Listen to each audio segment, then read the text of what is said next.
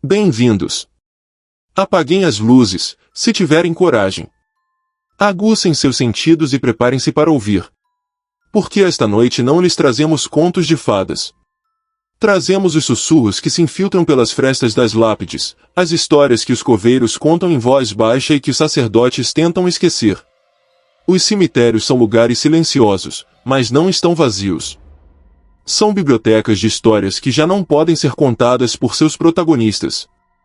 No entanto, às vezes, um eco permanece. Uma voz, uma sombra, um choro. Reunimos 10 desses ecos. 10 testemunhos do impossível, colhidos na quietude da meia-noite, na solidão das criptas e sob o olhar vazio dos anjos de pedra. O que estão prestes a ouvir são eventos que desafiam a lógica, mas que foram testemunhados. Estão prontos para cruzar o limiar? A primeira história nos espera na escuridão de uma cripta em Monterrey. Não façam barulho. Talvez, se escutarem com atenção, possam ouvi-la cantar. História 1. O canto feminino das criptas em Monterrey, México. O Panteão del Carmen, em Monterrey, é um labirinto de história e silêncio. Seus corredores não são feitos apenas de mármore e pedra, estão construídos com o peso dos séculos.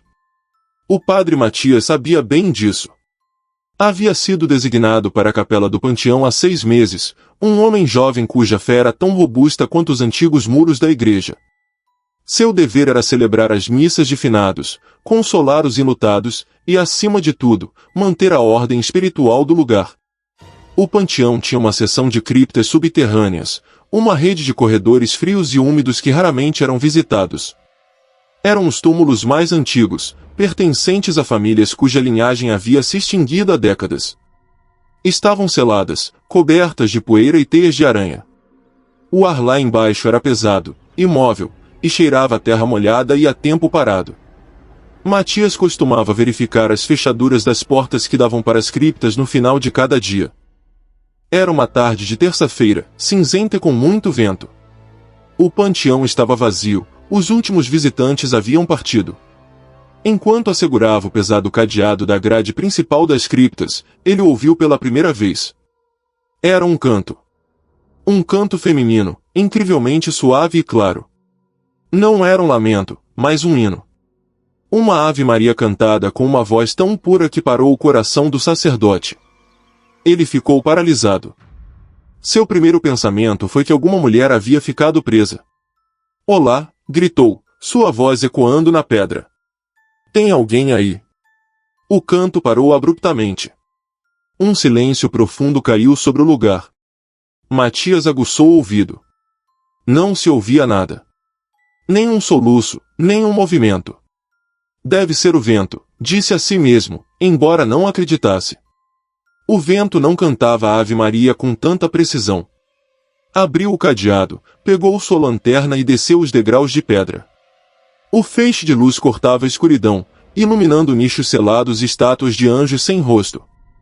O ar era gélido. Tem alguém aqui? Sou o padre Matias. Não tema, vou ajudá-la. Percorreu todos os corredores. Cada cripta estava fechada. A poeira que cobria as lápides estava intacta, um tapete cinza que não era perturbado há meio século. Não havia pegadas, nem sinais de vida. Ele estava absoluta e completamente sozinho. Sentindo um arrepio que não tinha nada a ver com a temperatura, subiu, fechou a grade com o cadeado e foi para a casa paroquial, tentando se convencer de que havia sido uma alucinação, um truque do cansaço. Mas na noite seguinte, ele voltou. E ela também. Desta vez, o canto era mais forte. A mesma voz, o mesmo hino. Era uma voz bonita, mas havia algo nela que gelava o sangue, uma tristeza infinita, uma solidão que se infiltrava em cada nota. Matias sentou-se no degrau superior, sem ousar descer. Escutou por quase 1 hora. A voz cantava o hino repetidamente, um loop eterno de devoção e melancolia. Decidiu investigar. Passou dias nos arquivos do panteão, revisando os livros de enterros daquela seção. Finalmente, encontrou um registro de 1891. Dona Elvira de la Garza. Famosa por sua voz devota, foi a solista principal do coro da catedral. Morreu de tuberculose aos 23 anos. Enterrada na cripta da família. Matias encontrou a cripta dos de Lagarza. Estava no corredor mais profundo e escuro. A lápide de mármore estava rachada, mas o selo de cera que a fechava estava intacto. Naquela noite, ele não levou lanterna. Levou sua estola e um frasco de água benta. Desceu à escuridão total, guiado apenas pelo som. O canto era mais claro do que nunca, parecia vir de toda parte e de lugar nenhum. Elvira, disse ele, sua voz tremendo ligeiramente. Sua voz é linda, mas seu lugar não é mais este. Descanse na paz do Senhor. O canto parou. Mas não foi o silêncio que o assustou. Foi o som que veio depois. Um sussurro, tão claro como se uma mulher estivesse respirando em sua nuca. Não posso descansar, padre. Esqueceram a última nota. Matias sentiu um terror puro. O ar ficou tão frio que sua respiração se transformou em vapor. Saiu das criptas às pressas, selando a porta. No dia seguinte, organizou uma missa especial. Não a anunciou, estava sozinho na capela. Mas não rezou pelos mortos. Rezou com eles. Cantou a Ave Maria completa, da primeira nota até a última. Sua voz, embora não fosse a de um solista, ressoou com uma fé desesperada. Quando terminou a última nota, um silêncio profundo encheu a capela. E lá debaixo, das criptas seladas, pareceu-lhe ouvir o eco mais fraco de um sussurro feminino, que não era de tristeza, mas de alívio. O padre Matias nunca mais ouviu o canto no Panteão del Carmen. Mas ele sabe que não foi o vento. Sabe que há vozes que se recusam a ser silenciadas, mesmo pela pedra. E sabe que, na escuridão, alguns hinos ainda esperam por sua nota final. O silêncio dos cemitérios está cheio de vozes. Se esta história o inquietou, demonstre. Deixe um like para que a voz de Elvira descanse e inscreva-se no canal. Porque existem ecos muito mais pessoais, como você descobrirá em Pamplona, quando a escuridão decidir chamá-lo pelo seu nome. História 2. O sacerdote que ouviu seu nome em Pamplona, Espanha. O cemitério municipal de São José em Pamplona é um lugar de uma beleza solene. Suas ruas são ladeadas por ciprestes altos que se recortam contra o céu navarro, e seus túmulos são uma mistura de arte gótica e moderna austeridade. O padre Naqui conhecia cada caminho, cada lápide desgastada. Havia sido capelão do cemitério por 30 anos. Era seu lar tanto quanto a casa paroquial. E Naqui era um homem de rotinas. Toda noite, por volta das 9, depois que o último raio de sol desaparecia e a névoa começava a rolar desde o rio Arga, ele fazia sua ronda final. Fechava os pesados portões de ferro forjado, verificava se nenhum visitante havia ficado para trás e rezava uma última oração pelo descanso das almas. Era uma noite de novembro. O ar era cortante, e a única luz vinha da lua cheia, que banhava as cruzes de prata. E Naqui caminhava com passo rápido, o som de seus sapatos sobre o cascalho era o único ruído na imensidão da noite. Ele se sentia observado. Era uma sensação que havia aprendido a ignorar. São os mortos, padre, dissera-lhe uma vez o velho coveiro. Claro que olham. É a única coisa que podem fazer. Mas naquela noite, a sensação era diferente. Não era o olhar passivo dos defuntos. Era uma presença ativa. Uma espera. Chegou ao portão principal.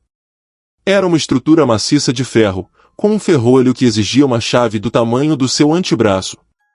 Introduziu a chave na fechadura, o metal frio contra sua pele. O som do mecanismo girando foi estrondoso no silêncio. Clang! O portão estava fechado. E Naqui suspirou, uma pequena nuvem de vapor escapando de seus lábios. Deu meia volta, pronto para caminhar os 100 metros que o separavam da acolhedora casa paroquial. E então, ele ouviu. Logo atrás dele. Tão perto que pôde sentir o hálito frio em sua orelha. E Naqui. Não foi um grito. Não foi um chamado. Foi um sussurro. Um sussurro íntimo, sibilante, como de folhas secas arrastadas sobre a pedra. E pronunciou seu nome. Não, padre. Não, padre Naqui. Apenas Inaki. O sacerdote congelou. Seu sangue pareceu se transformar em gelo. 30 anos naquele cemitério, ele havia ouvido o vento, os rangidos das árvores, o choro das corujas. Nunca, jamais, havia ouvido isso. Sua formação lhe dizia para se virar e confrontar o que quer que fosse. Para erguer sua cruz e rezar. Mas seu instinto primordial, o medo que se escondia sob as camadas de fé, gritava para que ele corresse. Lentamente, tão lentamente que doeu, ele se virou. Não havia ninguém. O longo corredor de ciprestes se estendia diante dele, banhado pela luz pálida da lua. As sombras das cruzes eram longas e afiadas, mas estavam imóveis. Não havia uma alma. "Quem está aí?" perguntou, sua voz soando mais fraca do que pretendia. Silêncio. Um silêncio tão profundo que ele podia ouvir a batida de seu próprio coração em seus ouvidos. Começou a caminhar, desta vez mais rápido, em direção à casa paroquial. Cada passo sobre o cascalho soava como uma explosão. Sentia 1000 olhos em suas costas. Não se atreveu a olhar para trás. Chegou à porta de madeira de sua casa, procurou às cegas as chaves em sua batina, seus dedos tremendo tanto que mal podia agarrá-las. Não tão rápido, Inaki.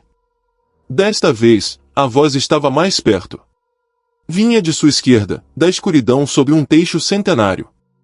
Inaki deixou as chaves caírem. Elas caíram no chão com um tilintar metálico. Ele ergueu seu rosário. "Em nome de Cristo, eu lhe ordeno que se mostre", gritou, sua voz finalmente cheia da autoridade que sua fé lhe dava. Uma figura se separou da sombra da árvore. Era alta, mais alta que um homem, e magra. Parecia feita da própria escuridão, um vazio na forma de uma pessoa.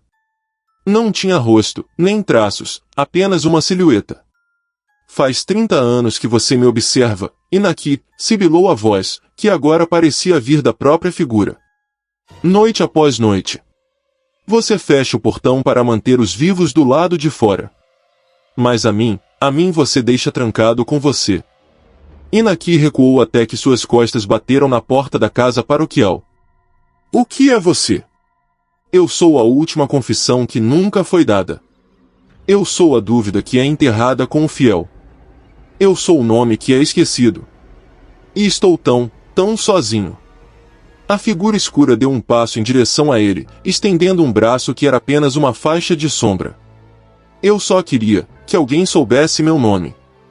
Mas você é o único que resta que pode ouvir. E logo, Inaki, logo você se juntará a nós. E então, quem fechará o portão?" A sombra pareceu sorrir, uma distorção na escuridão. E então, tão rápido quanto apareceu, dissolveu-se no chão, absorvida pela terra do cemitério. O padre Inaki ficou ali, tremendo, até que o primeiro raio de sol acinzentado tocou o campanário.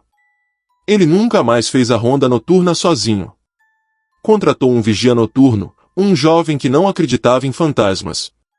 Mas Inaki, até o dia de sua aposentadoria, nunca permitiu que ninguém voltasse a pronunciar seu primeiro nome dentro dos muros do cemitério.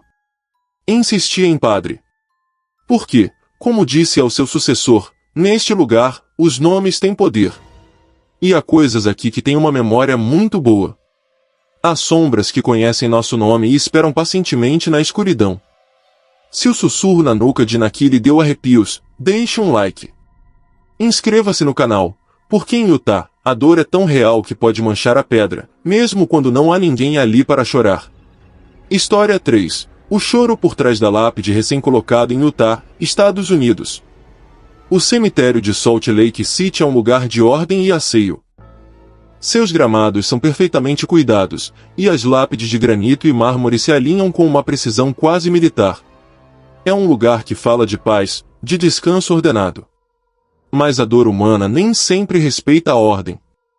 O padre Michael, um sacerdote católico em uma cidade predominantemente mórmon, muitas vezes se sentia um pouco fora de lugar. Mas seu dever era com os defuntos, não importava a denominação. Havia sido chamado para um enterro em uma seção nova do cemitério.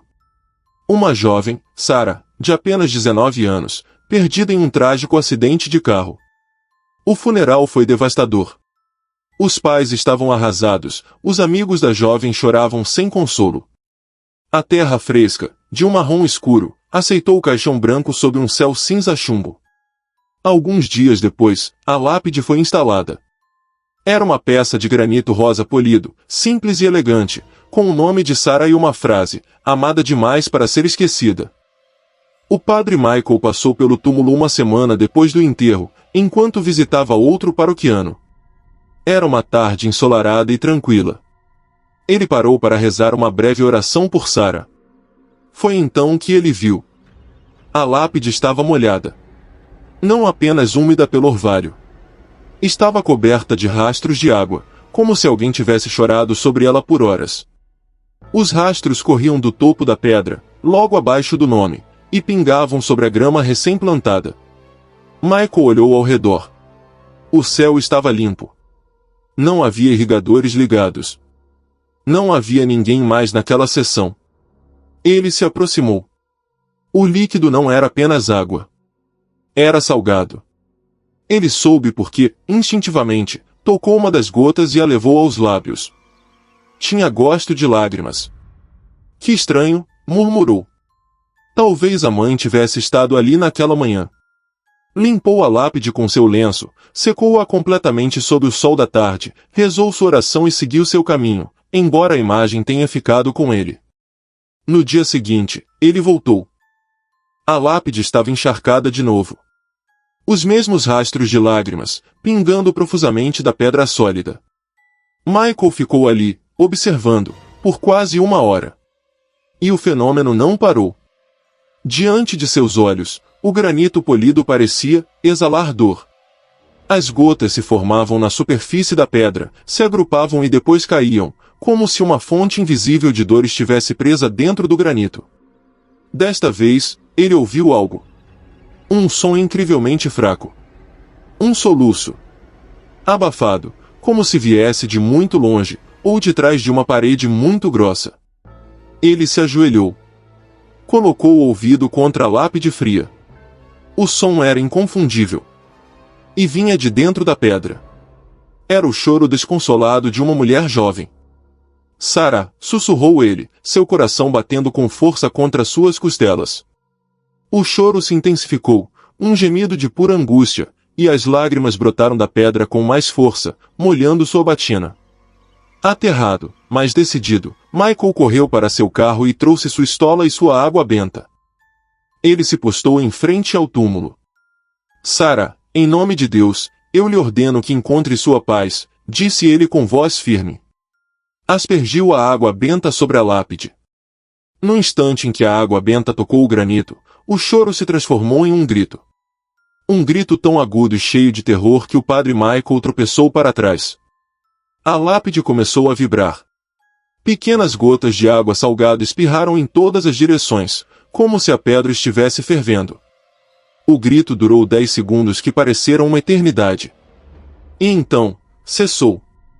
O silêncio que se seguiu foi absoluto. A lápide parou de vibrar. E, pela primeira vez, estava seca. Michael ficou ali, tremendo, enquanto o sol começava a se pôr. A grama ao redor do túmulo estava escura e úmida pela água salgada. Ele ligou para os pais de Sarah. Disse-lhes que havia abençoado o túmulo, que havia sentido uma presença perturbada e que agora acreditava que ela estava em paz. Ele não lhes deu os detalhes do choro nem das lágrimas na pedra. Como poderia? Os pais lhe agradeceram, chorando.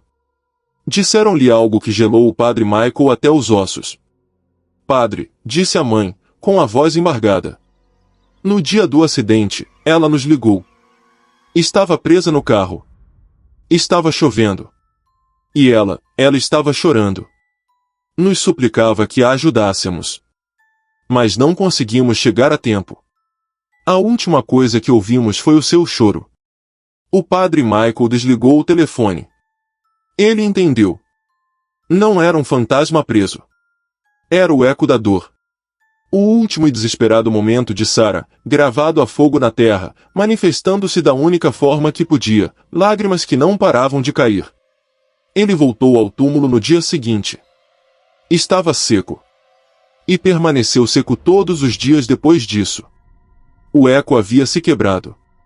A paz finalmente havia chegado. Mas Michael nunca mais olhou para uma lápide da mesma maneira.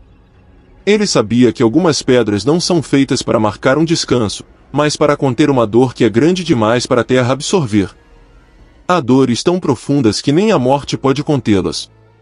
Se o choro de Sarah o comoveu, deixe um like. Inscreva-se em nosso canal, porque em Durango, os mortos não choram. Eles brincam. E nem sempre brincam sozinhos. História 4. O menino que brincava com pedras em Durango, México. O panteão da pequena cidade de Nombre de Dios, em Durango, é um lugar seco, empoeirado e açoitado pelo vento. As cruzes de madeira estão tortas pelo sol, e a maioria dos túmulos é marcada apenas por montes de pedras. É um lugar onde a vida e a morte convivem de perto. O padre Alonso, um sacerdote idoso de mãos trêmulas e olhos gentis, estava acostumado à crueza do lugar. Mas havia um túmulo que ele sempre evitava. O túmulo do pequeno Mateu.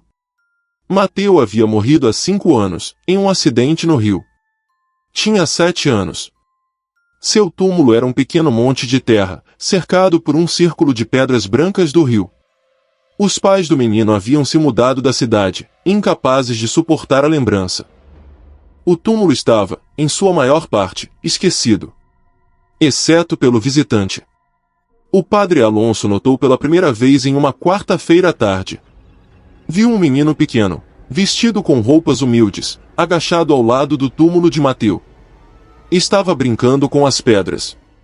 Filho, chamou Alonso, aproximando-se. Você não deveria brincar aqui. É uma falta de respeito. O menino não levantou o olhar. Continuou movendo as pedras com uma concentração total. Alonso se aproximou mais. Filho, está me ouvindo? Como você se chama? O menino continuava em sua tarefa. Alonso suspirou. Agachou-se e pôs a mão no ombro do menino. Sua mão o atravessou. Não havia nada. Era como tocar ar frio. O padre Alonso caiu para trás, seu coração batendo com força. O menino continuava ali, agachado, completamente alheio a ele. Ou assim ele pensava. O menino parou. Lentamente, virou a cabeça. Não tinha rosto. Ou melhor, seus traços eram borrados, como olhar através de água turva. O menino sorriu, uma distorção no nada, e depois voltou ao seu jogo. Alonso, rezando entre dentes, levantou-se e se afastou rapidamente. Mas a curiosidade, ou talvez seu dever pastoral, o forçou a observar a distância. Observou por 1 hora, da sombra da capela. O menino não estava simplesmente brincando. Estava construindo. Pegava as pequenas pedras brancas e as colocava em padrões. Alonso semicerrou os olhos. Os padrões eram círculos. Círculos perfeitos, um dentro do outro. Alonso voltou no dia seguinte, armado com seu rosário. O menino não estava. Mas os círculos de pedras continuavam ali, perfeitos, desafiando a gravidade e o vento. Naquela tarde, ele trouxe o coveiro, um homem chamado Ernesto. Veja isto, disse Alonso, apontando para os círculos. Ernesto tirou o chapéu. Ah, sim. É o Pedrito. O amigo do Mateu. Pedrito, perguntou Alonso, confuso. Sim, padre. Pedro. Eram inseparáveis, Mateu e ele. Brincavam sempre com pedras junto ao rio. Adoravam fazer círculos. O padre Alonso sentiu um arrepio. E onde está Pedro agora? Por que seus pais não o controlam? Ernesto olhou com tristeza. Por que Pedro não tem paz aqui, padre? Pedro morreu 1 ano antes de Mateu. Afogou-se no mesmo rio. Seu túmulo está do outro lado do panteão. O padre Alonso sentiu que o chão seco do cemitério se movia sob seus pés. O menino que ele havia visto não era Mateu. Era o amigo de Mateu. Eles vêm brincar, continuou Ernesto, como se fosse a coisa mais normal do mundo. Mateu está ali embaixo, e Pedrito vem visitá-lo. Brincam do que sempre brincaram. Mas, como? Por que, gaguejou Alonso. O amor é mais forte que a morte, padre. Ou talvez a solidão. Não sei. Mas olhe isto. Ernesto se aproximou do túmulo e, com respeito, desarmou um dos círculos de pedra. Às vezes eles se cansam dos círculos. Sentaram-se em um banco de pedra à sombra, a uns 20 metros de distância, e esperaram. O sol começou a baixar. O vento soprava, levantando pequenos redemoinhos de poeira. E então, as pedras começaram a se mover. Uma, por si sós. Deslizavam pela terra seca, fazendo um leve som de arranhão.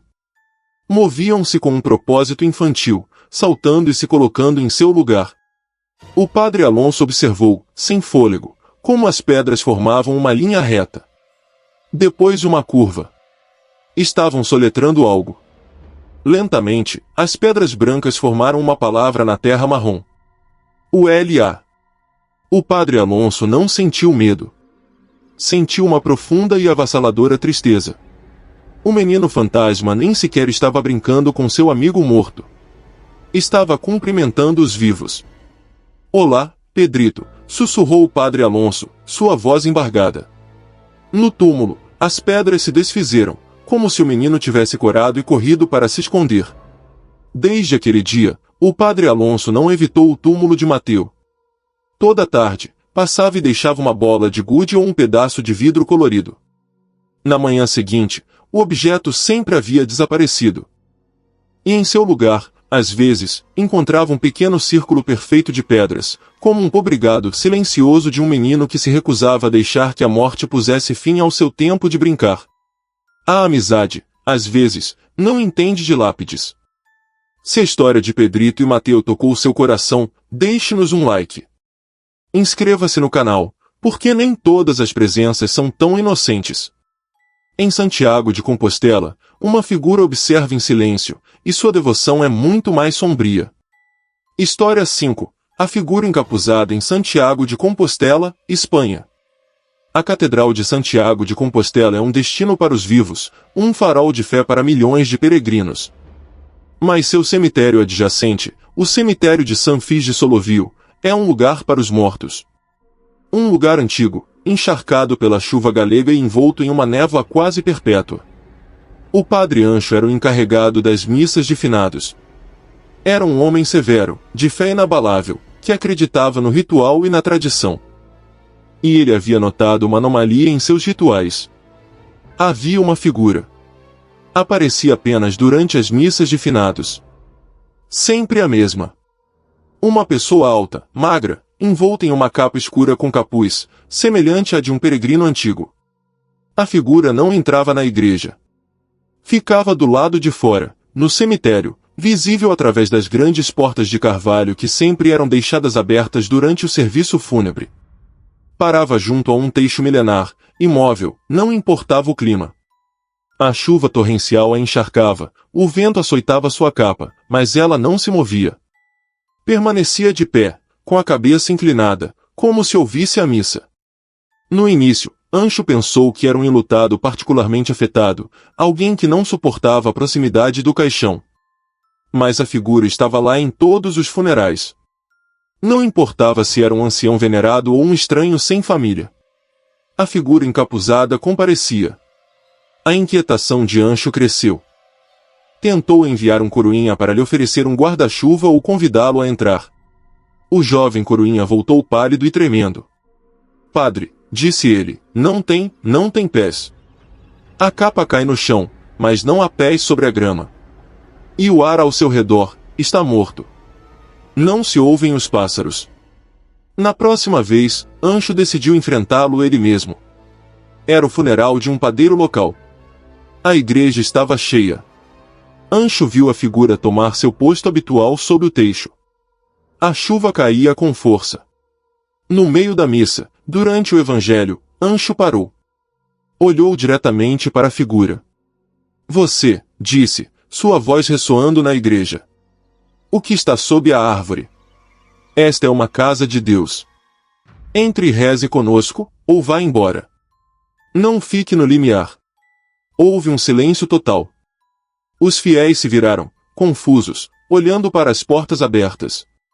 A figura encapuzada, que havia permanecido imóvel por meses, moveu-se. Levantou a cabeça. Lentamente, deu um passo para fora da sombra da árvore, em direção à luz cinzenta da chuva. Não caminhava. Deslizava. Os fiéis dos últimos bancos soltaram gritos abafados. A figura não era um peregrino. Era um esqueleto. Um esqueleto antigo, coberto de farrapos de uma túnica de monge podre.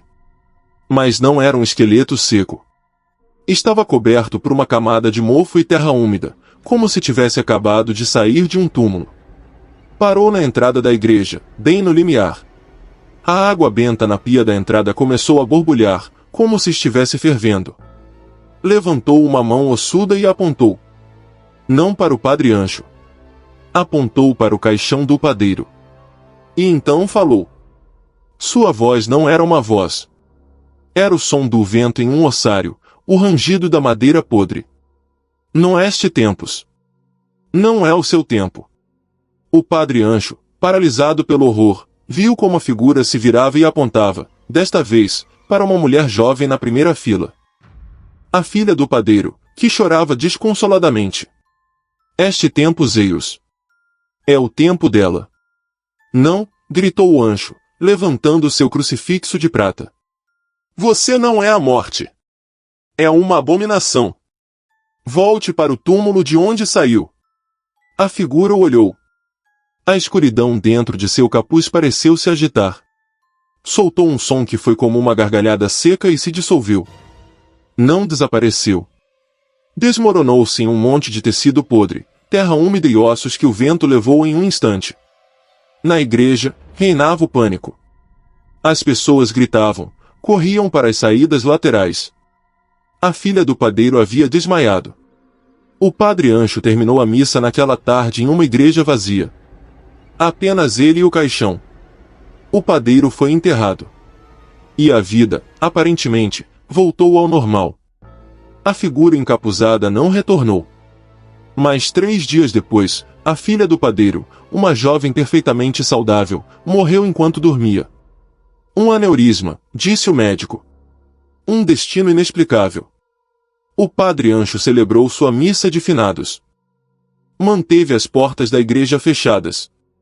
Mas enquanto rezava o responso, não pôde evitar olhar para a parte de trás da igreja, para o limiar. Ele jurou, até o dia de sua morte, que embora a porta estivesse fechada, ele podia ver uma sombra sob ela. Uma sombra que não pertencia a ninguém. Uma sombra que esperava pacientemente, imóvel, sabendo que, cedo ou tarde, a porta teria que ser aberta novamente. Há presenças nos funerais que não vêm para chorar. Vêm para observar. Ou para cobrar. Se a figura de Santiago gelou seu sangue, deixe-nos um like. Inscreva-se, porque em Nevada, o que está dentro do caixão se recusa a ficar em silêncio. História 6. O caixão que rangia durante todo o enterro em Nevada, Estados Unidos. O deserto de Nevada não é um lugar que perdoa. É vasto, seco e brutalmente silencioso. O cemitério de Goldfield é um testemunho dessa dureza. É um campo de cruzes de madeira lascada e lápides de arenito apagadas pelo vento, um lugar para homens durões que morreram de formas duras. Estavam enterrando Blackjack Mulligan. Um jogador, um mineiro e, segundo os rumores, um assassino, que finalmente havia perdido sua última aposta contra um desconhecido em uma armadilha de pôquer. Não tinha família. Apenas alguns sócios de negócios de rosto carrancudo e o padre Elias, um sacerdote jesuíta enviado àquele posto infernal como forma de penitência. O sol de Nevada castigava sem piedade. Não havia sombra. O caixão era uma caixa de pinho barata, colocada sobre a cova recém-cavada. A terra era dura como ferro. Elias começou a leitura. Eu sou a ressurreição e a vida. Rangido. O som foi claro, seco, como um galho de árvore se partindo. Veio do caixão. Os homens que carregavam o caixão, 2 homens curtidos pelo deserto, trocaram olhares nervosos. Elias pigarreou e continuou. Aquele que crê em mim, ainda que esteja morto, viverá. Estalo. Rangido. Desta vez foi mais forte. O caixão se moveu visivelmente. Um dos cavaletes sobre os quais descansava balançou. Que diabos, murmurou um dos homens de rosto carrancudo, sua mão indo instintivamente para a pistola que levava sob o paletó.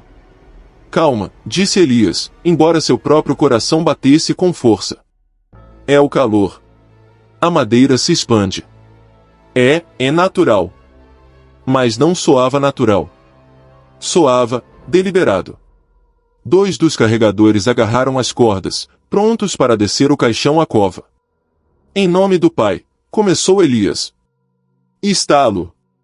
Um som agudo, como de um osso grande se quebrando. O caixão balançou violentamente. Um dos carregadores soltou sua corda, aterrorizado. A caixa se inclinou perigosamente, a ponto de cair. Segurem-no, gritou Elias. O outro carregador lutava para manter o peso. E foi então que todos ouviram. Não era apenas o rangido da madeira. Era um som úmido, um som de reacomodação. Um lento arrastar. Como ossos se ajeitando. Era o som de algo dentro da caixa, algo que estava se movendo. Está vivo, gritou o carregador que havia soltado a corda. Está morto, disse um dos homens da pistola, sua voz gélida. E é melhor que continue assim. Desçam-no. Agora. O padre Elias estava paralisado pelo horror. O som era rítmico. Lento. Rangido. Pausa. Rangido. Como se Mulligan, de mais de 1,80 m de altura, estivesse tentando encontrar uma posição mais confortável em uma caixa que era pequena demais. Aterrorizados, os carregadores soltaram as cordas ao mesmo tempo. O caixão caiu na cova. Não caiu de forma limpa. Bateu no fundo com um golpe surdo e depois inclinou, ficando em um ângulo estranho. Houve um momento de silêncio. A poeira baixou. E do fundo do buraco, o som retornou. Mais forte. Mais furioso. Estalo. Estalo. Estalo. Terra, gritou o homem da pistola. Jogue em terra. Os coveiros, que haviam observado de uma distância segura, se recusaram. O homem da pistola sacou sua arma e disparou para o ar. Eu disse jogue em terra. Temerosos, os coveiros correram com suas pás. A primeira pá de terra atingiu o caixão. O som vindo de dentro parou. Mas no instante em que a terra atingiu a tampa de pinho, a tampa se curvou. Inchou para fora, como se algo a estivesse empurrando por baixo. Os coveiros gritaram e recuaram. Padre, faça alguma coisa, disse um dos sócios, seu rosto pálido. Elias se aproximou da beira da cova. O caixão estava ali, vibrando. O som agora era um batido frenético. Silas Mulligan, gritou Elias, sua voz embargada pelo medo e pelo sol. Pelo poder de Deus Todo-Poderoso, eu lhe ordeno que descanse. Seu tempo neste mundo acabou. Volte ao pó. Ele atirou seu rosário na cova. O rosário aterrissou sobre a tampa do caixão. O batido parou instantaneamente. O silêncio foi tão repentino que foi ensurdecedor. A tampa da caixa, que havia inchado, voltou lentamente à sua posição normal com um gemido de madeira.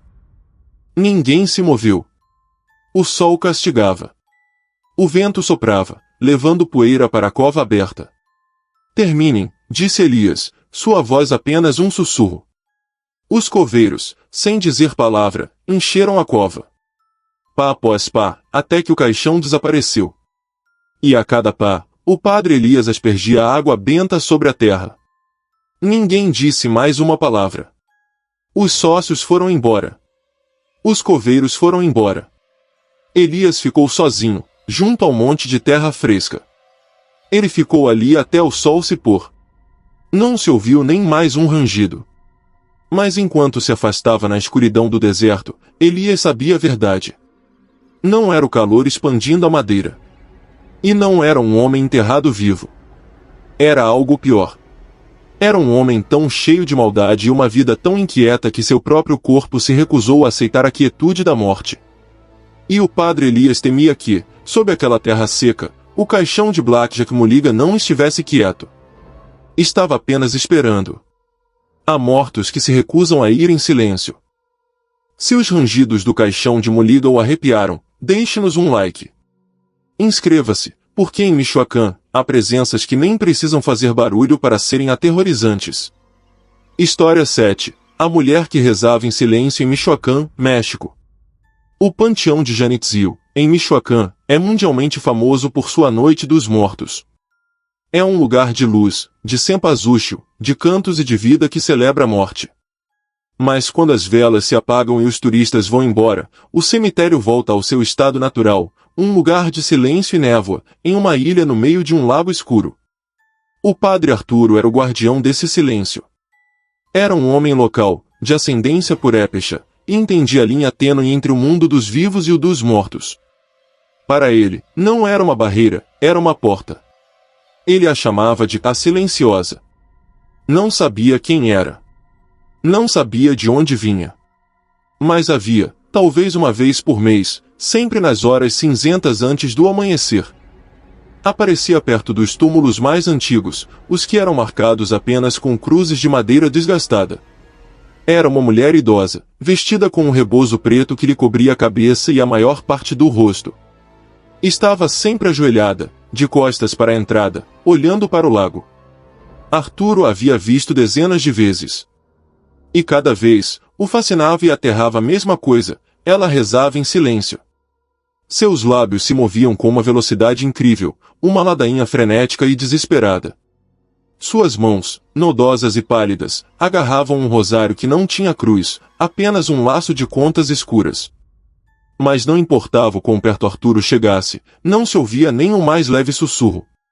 O silêncio ao seu redor era absoluto, como se absorvesse todo o som. Arturo, sendo um homem de fé e compaixão, havia tentado falar com ela. Irmã, disse ele na primeira vez, aproximando-se suavemente.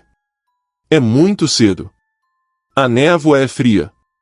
Quer vir à igreja tomar um café quente? A mulher não parou sua reza silenciosa. Seus lábios continuavam se movendo. Irmã, está me ouvindo? Ele estava a 1 metro dela. Podia ver o vapor de sua própria respiração no ar frio. Ela não produzia nenhum. Pôs a mão sobre seu ombro. Foi como tocar mármore em pleno inverno. Um frio tão intenso que percorreu seu braço e o fez recuar com um pulo. A mulher parou. O movimento de seus lábios cessou. Lentamente, virou a cabeça. Arturo desejou que ela não o tivesse feito. Sob o rebozo, o rosto era o de uma mulher, mas estava vazio. Seus olhos não eram olhos, mas órbitas escuras, mais profundas que a noite. Seus lábios estavam costurados. Um fio preto e grosso unia seu lábio superior e inferior em pontos cruéis e apertados. Arturo ficou sem ar. A mulher o olhou, e embora não tivesse olhos, ele sentiu seu olhar. Era um olhar de angústia infinita, uma súplica tão profunda que o partiu em dois. E então, ao final de sua oração silenciosa, desapareceu. Não se levantou. Não se desvaneceu. Simplesmente, em um piscar de olhos, ela não estava mais lá. O lugar onde estivera ajoelhada estava coberto de geada, apesar de não ser inverno. Arturo investigou nos arquivos paroquiais mais antigos. Encontrou uma história, uma lenda local contada em voz baixa. A história da rezadora mutilada. Dizia-se que era uma mulher do século XVIII, uma viúva conhecida por sua piedade, mas também por suas fofocas. Suas palavras, dizia-se, haviam levado um homem inocente à forca. Arrependida, mas orgulhosa demais para confessar, fez um juramento de silêncio. Mas o povo, em sua dor, não acreditou nela. Uma noite, um grupo de justiceiros a capturou. Disseram-lhe que, se suas orações eram tão poderosas, que rezasse por sua vida. E para garantir que seu silêncio fosse permanente, costuraram seus lábios. Atiraram-na ao lago. Seu corpo nunca foi encontrado. Arturo compreendeu. Ela não estava rezando pelos mortos. Estava rezando aos mortos. Com os lábios costurados, sua oração silenciosa era sua penitência eterna. Estava presa em seu próprio juramento, suplicando um perdão que não podia pedir em voz alta. Na vez seguinte em que a viu, Arturo não se aproximou. Não lhe ofereceu café. Ficou a uma distância respeitosa, ajoelhou-se sobre a terra úmida e rezou com ela. Irmã, disse ele em voz alta, enquanto ela movia seus lábios costurados em silêncio. Sua penitência é conhecida. Seu arrependimento é visto. Em nome daquele que perdoa, eu o absolvo de sua culpa. A mulher parou de rezar. O silêncio do cemitério tornou-se denso, pesado. Ela se virou. Olhou para ele. E pela primeira vez, o padre Arturo viu algo nas órbitas vazias. Uma luz tênue. A mulher levantou sua mão ossuda. Não para Arturo. Para sua própria boca. Com um único movimento, arrancou o fio preto. Um fio que não era de tecido, mas de sombra.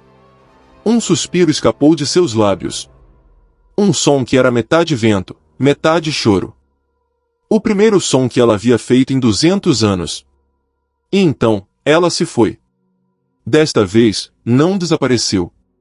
Transformou-se em névoa, elevou-se da terra e se uniu ao amanhecer sobre o lago. O padre Arturo ficou ajoelhado até que o sol aqueceu seu rosto.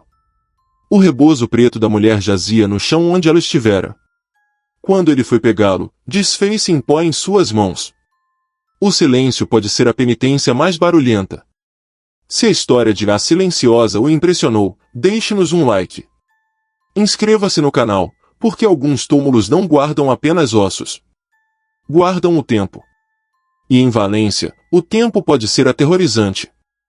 História 8. O retrato que envelheceu em um dia em Valência, Espanha. O Cemitério Geral de Valência é uma cidade dos mortos, com avenidas, praças e bairros de nichos que se elevam vários andares, como prédios de apartamentos para os falecidos. O padre Fermín era o capelão desta metrópole de mármore. Seu trabalho era uma rotina de consolo e liturgia. Todo dia, passava pela seção 14, um muro de nichos mais moderno, em seu caminho para a capela. E todo dia, passava pelo nicho de Javier Monteiro. Javier havia morrido jovem, aos 22 anos, em um acidente de motocicleta. Sua família, destroçada, havia criado um pequeno santuário na placa de mármore que selava seu nicho. Havia flores de plástico, um rosário e uma pequena fotografia moldurada em prata. A foto era de um jovem vibrante. Cabelo escuro, um sorriso deslumbrante, olhos cheios de vida. Irradiava juventude. O padre Fermín, cada vez que passava, rezava uma breve oração por aquela vida interrompida. Numa segunda-feira de manhã, algo estava errado. Fermín parou em frente ao nicho. A foto estava diferente. O sorriso deslumbrante havia se atenuado. Parecia mais uma careta. E ao redor dos olhos, na pequena imagem fotográfica, havia linhas finas. Pequenos pés de galinha que não estavam ali no dia anterior. Que absurdo, murmurou Fermín. Deve ser a luz. Atribuiu isso ao sol da manhã, aos seus próprios olhos cansados. Mas não conseguia tirar aquilo da cabeça. Na terça-feira, ele voltou. E seu coração parou. Não era a luz. A mudança era inegável. O cabelo escuro de Javier, na foto, estava manchado de cinza nas têmporas. As linhas ao redor de seus olhos eram mais profundas. A pele, antes lisa, parecia pálida e cerosa. O sorriso havia desaparecido por completo, substituído por uma expressão de cansaço e medo. O padre Fermín sentiu um suor frio. Tocou a moldura de prata. Estava gelada. Olhou ao seu redor. Estava sozinho. Isto é impossível.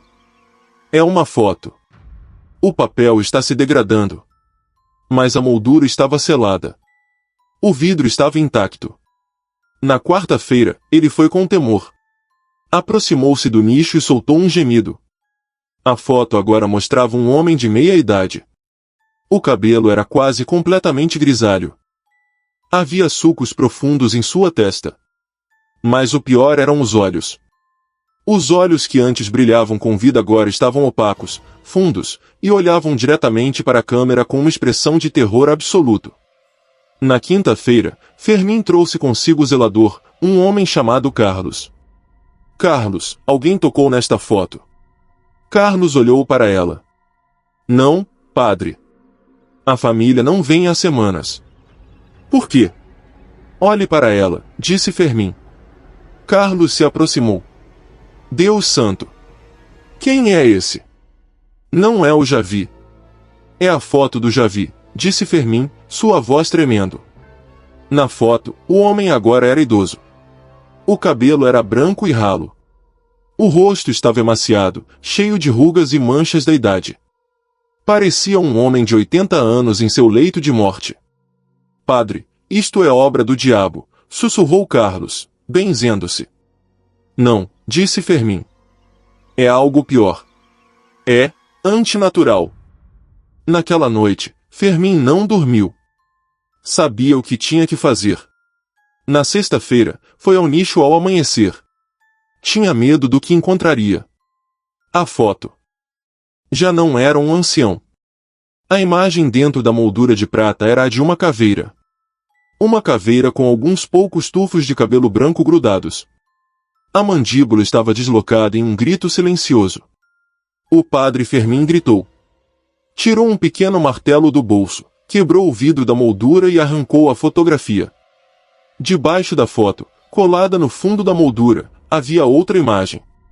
Uma pequena medalha de São Bento. E debaixo da medalha, uma única palavra, escrita com o que parecia ser um batom. Rápido. Fermim ficou olhando para a palavra.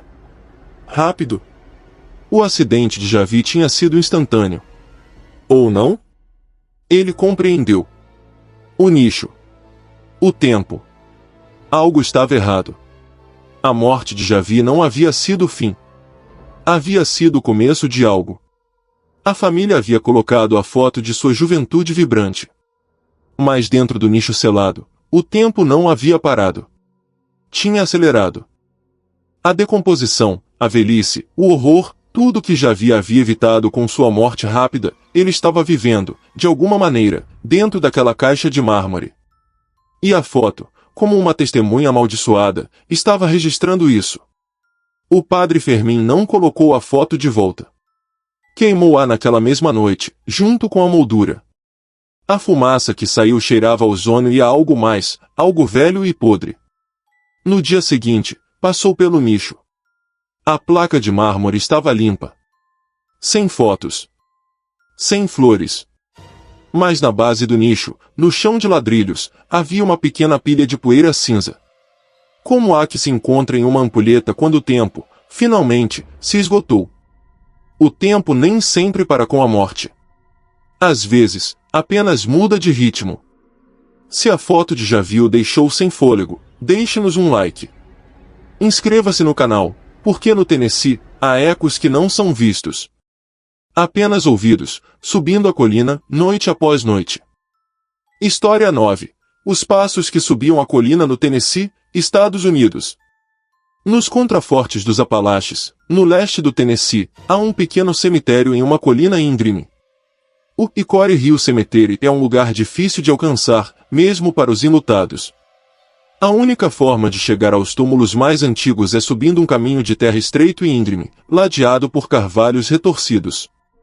O padre Jonah era o pastor itinerante da região. Um homem jovem da cidade, tentando se acostumar com as superstições e os silêncios da montanha. Os locais o advertiram sobre Hickory Hill. Não vá à noite, padre. Não é com os vivos que o senhor deve se preocupar. Contaram-lhe a história. A história dos passos. Toda noite, exatamente à meia-noite, eles eram ouvidos. Passos pesados, como os de um homem com botas de trabalho. Começavam ao pé da colina, no riacho, e subiam. Um ritmo lento, constante, pesado. Passo. Passo. Passo. Subiam a colina vazia do cemitério. Sempre o mesmo ritmo. Sempre até o topo. E então, silêncio. É apenas o eco do riacho, dizia Jonah, tentando ser racional. O riacho não usa botas, padre, respondiam os locais. Uma noite, Jona tinha que levar a extrema-unção a uma idosa que vivia do outro lado da colina. Tinha que pegar o atalho através do cemitério. Era a única maneira de chegar a tempo. Eram 23h45. A lua estava oculta pelas nuvens. A floresta estava mortalmente silenciosa. Jona estacionou sua caminhonete ao pé da colina. Pegou sua maleta. E começou a subir. O caminho era mais íngreme do que parecia. Estava sem fôlego, o ar da noite era frio. Olhou para seu relógio. 23h59. Bobagem, disse a si mesmo. E então, o relógio marcou 0h. A floresta ficou em silêncio. Até os grilos se calaram. E do pé da colina, logo atrás dele, ele ouviu. Passo. Um som pesado. Uma bota esmagando o cascalho. Jona parou. Seu coração deu um salto. Passo. Mais perto. Lento. Constante. O som de um homem grande, caminhando com determinação. Jona acendeu sua lanterna e a dirigiu para o caminho. Não havia ninguém. O caminho de terra estava vazio, banhado pela luz branca de sua lanterna. Passo. O som continuou. E vinha em sua direção. Quem está aí? Gritou Jona, sua voz tremendo. Passo. Passo. O som não parou. Passou através do feixe de sua lanterna. Jona não viu nada, mas sentiu um golpe de ar gelado e o cheiro de terra úmida e uísque barato. Os passos o ultrapassaram. Continuavam subindo a colina, com o mesmo ritmo implacável. Jona, paralisado por uma mistura de terror e uma estranha curiosidade, o seguiu. Manteve sua lanterna acesa sobre o caminho vazio, ouvindo os passos fantasmagóricos que subiam à sua frente. Passo. Passo. Passo. Chegaram ao topo da colina, onde estavam os túmulos mais antigos da Guerra Civil. Os passos pararam. Jona chegou ao topo, varrendo a luz de sua lanterna. Viu as lápides de pedra, inclinadas e cobertas de musgo. E então, ouviu um som novo. O som de um suspiro. Um suspiro longo, cansado, cheio de uma tristeza infinita. Os passos já não subiam. Agora caminhavam pelo topo, entre os túmulos. Pararam em frente a uma lápide em particular. Uma pequena, quase engolida pela terra. Jona se aproximou. A lápide era elegível, exceto por um nome, Sara. Passo. Passo. Os passos se afastaram do túmulo de Sara e se dirigiram a um grande carvalho na beira do cemitério. Pararam ali. E então, Jona ouviu o som mais aterrorizante da noite. O rangido de uma corda se tensionando, e o som abafado de um corpo caindo. Jona gritou e deixou sua lanterna cair. Correu colina abaixo, tropeçando na escuridão, sem se importar com a idosa moribunda, sem se importar com nada além de escapar. No dia seguinte, voltou com o historiador local. Ah, sim, disse o ancião, olhando para o túmulo de Sara. Pobre Silas. Estava noivo dela. Mas a família dela não o aprovava. Acusaram-no de roubar gado. O que aconteceu? Perguntou Jona, sua garganta seca. Sara morreu de febre. Silas enlouqueceu de dor. Uma noite, subiu a colina. Encontraram-no na manhã seguinte. Pendurado naquele carvalho. O historiador apontou para a grande árvore. Dizem que toda noite, continuou o ancião, ele sobe a colina para visitar o túmulo de Sara. E toda noite, ele tem que terminar sua jornada. Repetidamente. O pobre diabo não pode nem descansar na morte. Jona olhou para o carvalho, depois para o túmulo. Compreendeu. Os passos não eram uma ameaça. Eram uma penitência. Um loop eterno de amor e morte, subindo a colina toda noite, apenas para encontrar o mesmo final desesperado. Jona rezou por Silas. Rezou para que sua penitência terminasse. Mas naquela noite, e todas as noites seguintes, quando o vento soprava da colina, Jona jurava que podia ouvir, muito ao longe, o ritmo constante de botas subindo a colina. Passo. Passo. Passo. Há caminhos que estamos condenados a trilhar repetidamente. Se os passos de Silas o fizeram sentir o peso da eternidade, deixe um like. Inscreva-se, porque nossa última história não é sobre um fantasma. É sobre um exército deles. História 10. O sacerdote que viu a procissão de almas em Puebla, México.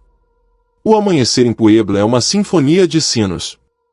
As igrejas da cidade despertam, e seus sons sagrados chamam os fiéis. O padre Damián, capelão do panteão francês, amava essa hora. Era a hora em que a escuridão se rendia, e a luz reafirmava seu domínio sobre o mundo. O panteão francês é um lugar de uma beleza gótica e decadente, cheio de mausoléus que parecem pequenas catedrais. Era uma manhã após a festa de Todos os Santos. A névoa era espessa, tão densa que o panteão parecia um mundo flutuando entre as nuvens. O ar estava carregado com o cheiro doce e penetrante do cempasúchil murcho e do copal queimado. Damián estava na janela da capela, preparando-se para a missa da alva. A névoa era tão branca que ele mal podia ver o mausoléu da frente. E então, ele viu o movimento. No início, pensou que era o vento brincando com a névoa. Mas não. Eram figuras.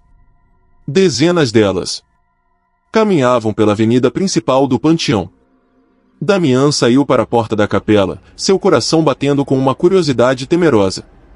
A procissão avançava em completo silêncio. Não eram figuras aterrorizantes. Eram comuns.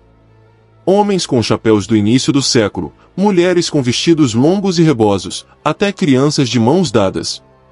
Mas todos eles eram transparentes. Eram de uma cor branco leitosa, como a própria névoa. Ele podia ver através deles. Podia ver as cruzes e os anjos de mármore por trás de sua silenciosa marcha. Não caminhavam para a saída. Caminhavam desde os túmulos mais antigos em direção à capela central, a que estava agora em ruínas. A procissão das almas, sussurrou Damián, lembrando das lendas que sua avó lhe contava. Uma lenda que ele havia descartado como folclore. Observou, fascinado. Não havia medo nele. Apenas um espanto reverente. As figuras passavam ao seu lado. Não olhavam para ele. Seus olhos, se é que tinham, estavam fixos à frente. Seus rostos estavam serenos, mas não felizes. Simplesmente, em trânsito. Um homem alto, com um bigode espesso e um terno do que parecia ser dos anos 20, passou tão perto que Damián poderia tê-lo tocado. Instintivamente, Damián levantou uma mão para fazer o sinal da cruz. O homem parou. A procissão inteira parou. Centenas de figuras transparentes, todas paradas em silêncio. O homem do bigode virou lentamente a cabeça. Seus traços eram borrados, mas Damián pôde ver seus olhos. Eram poços de um cansaço infinito.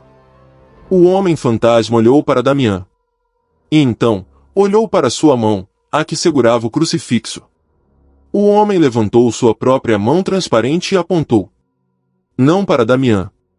Apontou para o crucifixo. E então, pela primeira vez, uma das almas falou. Sua voz soou como o vento em um túnel, como 1000 sussurros ao mesmo tempo. Por que ele descansa, e nós não? A pergunta atingiu Damián com a força de um golpe físico. Deixou-o sem fôlego. Não era uma pergunta de raiva. Era de uma confusão genuína e exaustiva. Antes que Damián pudesse encontrar uma resposta, o primeiro raio de sol atravessou a névoa. A luz dourada do amanhecer tocou o homem do bigode. E ele, junto com toda a procissão, dissolveu-se. Não desapareceram. Transformaram-se em luz. Quebraram-se em milhões de partículas de poeira dourada que dançaram no ar e depois desapareceram. O panteão estava vazio. A névoa havia ido embora. Os sinos da cidade começaram a soar, chamando os vivos. O padre Damián ficou na porta da capela por muito tempo. Ele havia visto o segredo do amanhecer. Havia visto o cortejo eterno. E percebeu uma verdade aterrorizante e bela. O cemitério não era um lugar de descanso. Era uma estação de trem. Um lugar de espera entre a escuridão e a luz. E ele, o sacerdote, não era mais do que o chefe da estação, observando os passageiros em uma viagem que ele ainda não podia compreender. E rezou, não pelos mortos, mas por sua jornada, esperando que algum dia, todos eles encontrassem a luz e não tivessem que marchar novamente.